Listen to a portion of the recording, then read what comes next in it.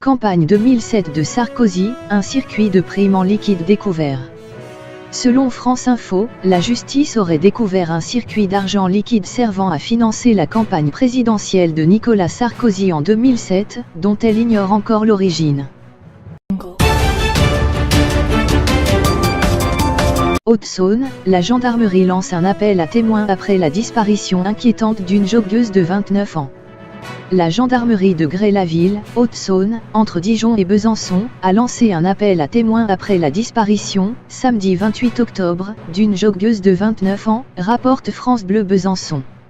Le procureur de la République de Vesoul a ouvert une enquête pour disparition inquiétante. Croix de Ploërmel, de Paris à Varsovie, la mobilisation ne flanche pas. De Paris à Varsovie, en passant par les réseaux sociaux, la croix surplombant une statue de Jean-Paul II en Bretagne fait de nouveau polémique, depuis que la justice a ordonné son retrait au nom de la laïcité. Le gouvernement polonais tentera de sauver de la censure le monument de notre compatriote, et nous proposerons de le transférer en Pologne, a fait savoir samedi la première ministre conservatrice polonaise Beata Szydło.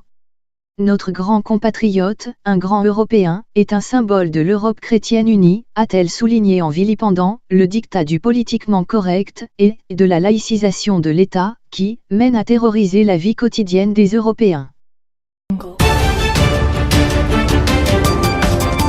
Les prérequis, qui pourraient remplacer le tirage au sort pour entrer à l'université, sont-ils vraiment plus justes ?